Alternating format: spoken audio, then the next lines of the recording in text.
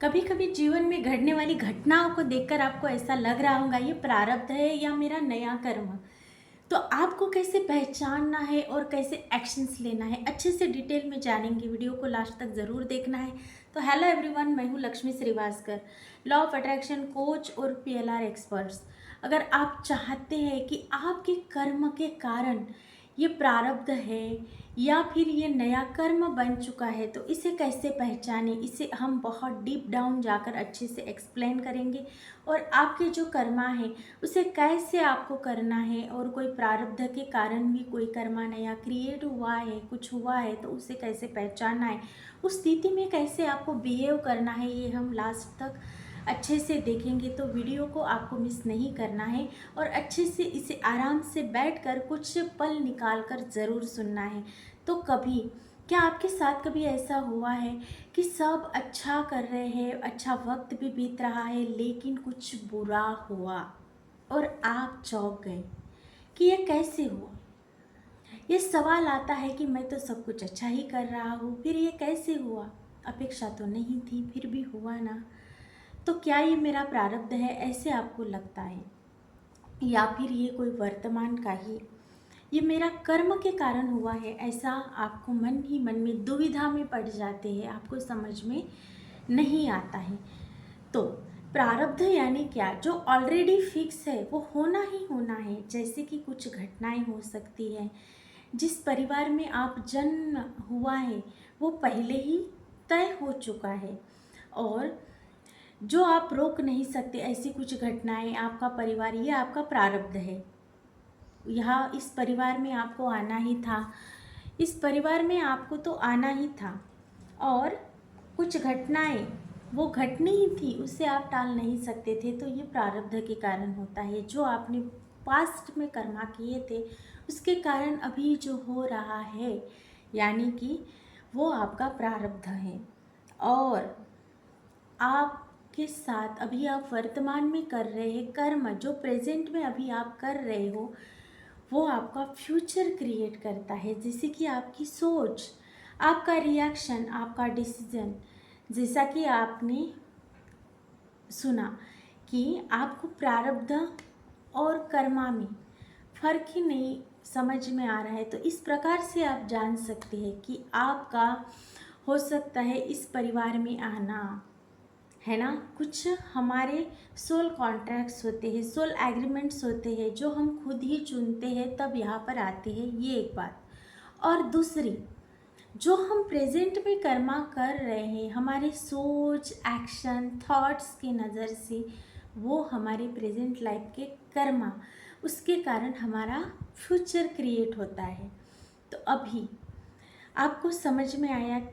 तो जब आप अपने कर्म पर फोकस्ड रहते हैं, यानी अच्छे कर्मा करते हैं, हर किसी के लिए अच्छा सोचते हैं, पॉजिटिव थॉट्स रखते हैं, आप अच्छे से पॉजिटिविटी में बने रहते हैं, बुक्स रीड करते हैं, नीडी की हेल्प करते हैं, कोई किसी प्रकार की जलन नहीं, द्वेष नहीं, तो अच्छे से अब जब आप रहते हैं, तो ये क्या हुआ आपका? ये वर्तमान में जो आप कर्म कर रहे हैं ना, तो ये हुआ है आपका क्रियमान कर्म, जो वर्तमान में आप कर रहे हैं, प्रेजेंट लाइफ में कर रहे हैं, इसका भी फल आपको मिलता है। लेकिन कभी कभी ऐसी कोई घटना हो जाती है, कभी बिजनेस में बहुत बड़ा लॉस उठाना पड़ता है, या फिर कोई अमाउंट आने वाला है और वो आता नहीं है, ये अचानक होता है, तो ये होता है आपका प्रारब्ध। पास्ट में आपने ऐसे कुछ कर्मा किए होते हैं जिसके कारण आपको आपके जीवन में ये सब आया है। लेकिन जब आप अवेयर होते हैं प्रेजेंट लाइफ में, तब आप पॉजिटिव सोचते हैं, तो वो जो जर्नी है, वो जो समय है, वो अच्छे से टल जाता है। आपको तो पता ही होता है ये तो कुछ समय के लिए आया है, ये टल जाएगा। तो यहाँ पर ज़्यादा टेंशन नहीं लेते आप, उस बारे में सोचते नहीं, वहाँ पर आपकी एनर्जी नहीं देते, फोकस नहीं लगाते, वहाँ पर आप ये सीख जाते हैं, आप अवेयर हो जाते हैं, सोचना भी सोच करके आप शुरू कर देते हैं ऐसे। तो अभी यानी कोई अगर दुख भरी सिचुएशन आई है, तो अंदर से आपको उतना दुख नहीं फील होता, आप ठीक है ना, ये कुछ समय के लिए ही तो आया है। ऐसे करके आप अंदर से और मजबूत बन जाते हैं। तो अगर आपके जीवन में कभी दुख आया, दर्द आया है, तो कभी आपको डरना नहीं है, समझना है कि ये ख़त्म हो जाएगा, और ये तो ख़त्म होता ही है। नया कर्म बनाना है, पॉजिटिव सोचना है, पॉजिटिव रहना है, जलस घृणा किसी के बारे में नहीं रखनी है, कंपैरिजन करके नहीं चलना है, जिससे कि आप किसी के साथ खुद को कंपेयर मत करिए। ये आपकी खुद की जर्नी है, खुद की ये जर्नी आपने खुद चुनी है। तो इसके साथ ऐसा हो रहा है, मेरे साथ नहीं, इसके पास तो इतना धन आ रहा है, मेरे पास नहीं, ऐसा आपको बोलना ही नहीं है। तो आपको खुद की जर्नी पर ध्यान देना है, प्रेजेंट में आप कैसे कर्मा कर रहे हैं इस पर ध्यान देना है। अच्छे से कभी बैठ के आप जर्नलिंग किया कीजिए। कभी बहुत निगेटिव थॉट्स आते हैं तो उसे लिख कर आपको फाड़ डालना है, ये बहुत ही काम करता है। और धीरे धीरे होकर अपनी अंदर की ऊर्जा बढ़ाने पर आपको फोकस देना है।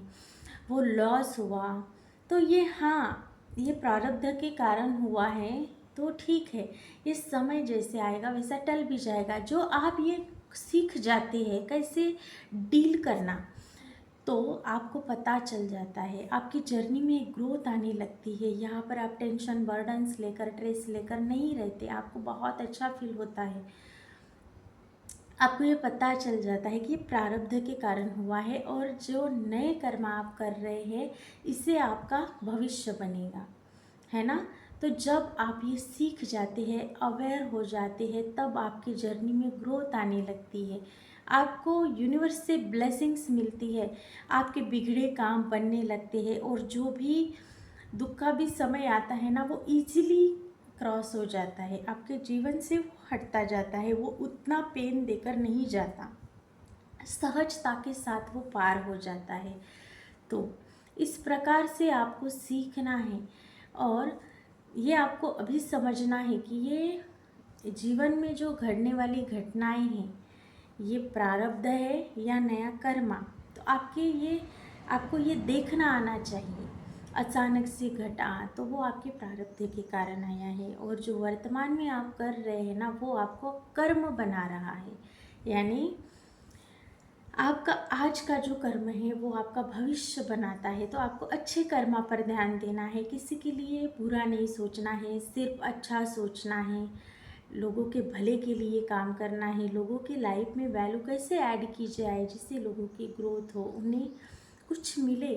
इस प्रकार से आपकी सोच होनी चाहिए, जिससे आप आगे बढ़ पाएंगे और आपको अच्छा भी लगेगा, आपकी जर्नी बहुत अच्छी हो जाएंगी, और आपका प्रारब्ध भी इससे मजबूत बन जाएगा, है ना। तो आपको करना क्या है, आपको अच्छे से अभी नाम जप शुरू कर देना है। जब आप नाम जप करते हैं तो आपका प्रारब्ध जो है वो कटने लगता है।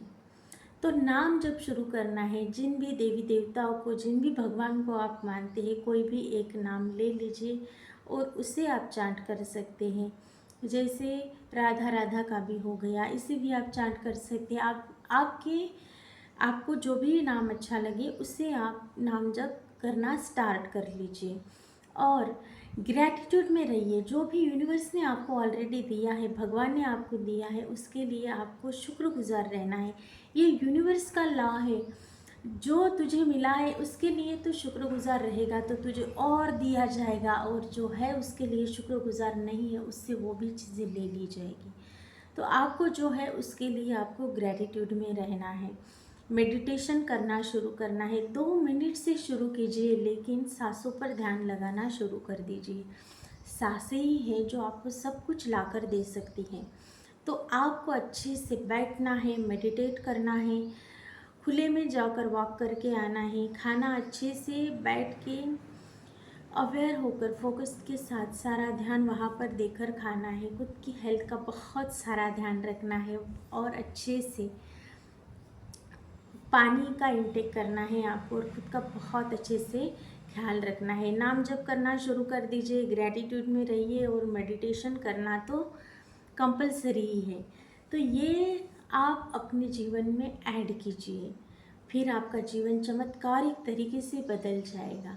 मैं मिलूँगी ऐसे ही पावरफुल टॉपिक के साथ। अगर आप ऐसे ही टॉपिक पर इंटरेस्टेड है तो मेरे चैनल को सब्सक्राइब ज़रूर कीजिए। और मैं पीएलआर थेरेपिस्ट भी हूँ और लॉ ऑफ अट्रैक्शन कोच हूँ। अगर आप मॉर्निंग बैच में आना चाहते हैं तो अपना रजिस्ट्रेशन ज़रूर कीजिए। रजिस्ट्रेशन ऑन हो चुके हैं मई मंथ के। और अगर आप इंटरेस्टेड है मेडिटेशन करना, वाटर को चार्ज करके पीना, स्विच वर्ड की चैंटिंग करना, मिरर वर्क करना, तो आप ज़रूर से अपना रजिस्ट्रेशन कर सकते हैं। 21 डेज़ की बैच है। और प्रेजेंट लाइफ में जिस भी प्रॉब्लम से आप डील कर रहे हैं और बार बार वैसी प्रॉब्लम क्यों आ रही है, ये आपको अगर जानना है तो कहीं अगर ये पास से तो आपने ये कैरी करके नहीं लाया है पैटर्न, ये जानना चाहते हैं आप, तो एक बार अपना पास्ट लाइफ रिग्रेशन भी आप ज़रूर कर सकते हैं। क्यों हो रहा है, क्या कारण है, उसकी रूट कॉज तक जाने के लिए आप एक बार अपना पास्ट लाइफ रजिस्ट्रेशन ज़रूर करके देखिए। पास्ट लाइफ रिग्रेशन करने से आपको सारे सवालों के जवाब मिलेंगे और आपकी प्रेजेंट लाइफ में खास तरीके से रिजल्ट भी आएंगे। मैं मिलूँगी ऐसे ही पावरफुल टॉपिक के साथ। Thank you so much. आपको किसी भी इंफॉर्मेशन चाहिए, इंक्वायरी करना है तो मैं यहाँ पर डिस्क्रिप्शन में मेरा नंबर दे दूँगी, वहाँ से आप पिक करके आप व्हाट्सअप मैसेज ज़रूर कर सकते हैं। Thank you so much.